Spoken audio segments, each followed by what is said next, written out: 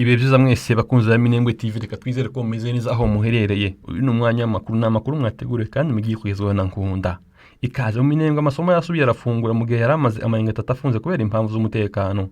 Tukiri muri Kivu y'Amajepfo na gatatu habaye imyigaragambyo yamagana intambara ibera muri Nord Kivu. Ni imyigaragambyo yitabiriye cyane n'abasore n'uruziko bavaga ikavimvira berekeza kuri meri ya Uvira. Abayitabiriye basabaga perezida kubaha imbunda bakaja gutera u Rwanda, bavuga ko ari rwo rutera inkunga M23 n'ibirego u Rwanda ruhakana. Bamwe muri bari bafite ibyapa byanditseho ngo ntabwo dushaka ibiganiro hagati ya M23 na leta yacu. Hari n'abandi basanga guha imbunda abaturage bishobora guteza akaga abaturage arizo binatera n'ubandi muri societe. Lewis Rukema n'umudepite muri Republika Demokarasi ya Kongo, iwe avuga ko abaturage bakwiriye gushyira hamwe muri iki gihe M23 afashe umujyi wa Goma.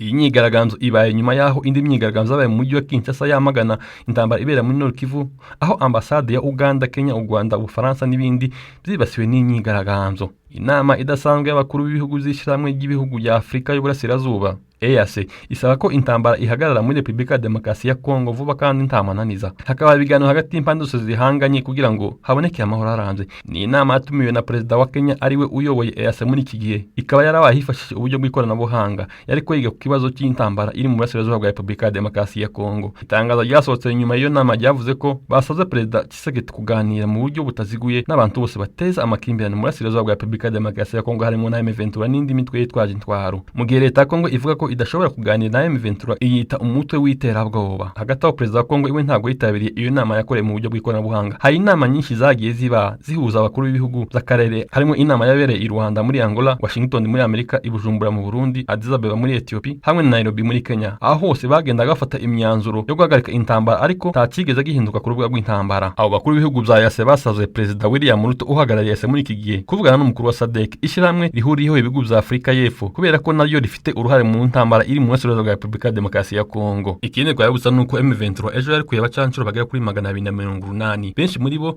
bari baturuka mu bihugu byo hanze kandi baciye ku mpaka w'u Rwanda, bazikare bafata indege barataha. Mu yandi makuru nuko impunzi zibarebwa mu magana zavuye mu mujyi wa Goma zihunga imigwano mu ntangiriro z'iki cyumweru, ubu zimaze gusubira iwabo. Benshi muri izo mpunzi bari bashizwe mu nkambi y'agateganyo Rugerero iri mu nkengero z'umujyi wa Rubavu mu majyaruguru ashira uburenganzira bw'u Rwanda. Aba biganjemo abaturage bo mu cyiciro giciriritse batari bafite ubushobozi bwo gukodesha amahoteli mu mujyi wa Rubavu. Abategetsi b'u Rwanda bavuga ko abarenga kuri 600 batashe ejo hashize. Abategetsi ba DRC hamwe n'ishyirahamwe mpuzamakungu rishinzwe impunzi bavuga ko abarenga 500 bavuye mu zabo muri uyu mwaka utangiye. Mu yandi makuru nuko M23 yateguye ikiganiro n'abanyamakuru. Ni ikiganiro cyabereye mu mujyi wa Goma giteguwe na M23. Ubu umuyobozi wa M23 ariwe Colonel Nanga akaba yamaze kuhagera. Twibutsa ko press conference yateguwe na M23. Iyo press conference ikaba yabereye mu mujyi wa Goma, yitabiriye n'iminyamakuru bitandukanye harimo ibyo mu Rwanda n'ibindi biri mpuzamahanga. Turakomeza tubakurikirane ibyaya makuru nibiza kuva muri iyo press conference, turaza kubibabwira mu makuru yacu atamukomeza mugire ibihe byiza. Iyi ni Minembwe TV, njyewe nitwa Nkunda.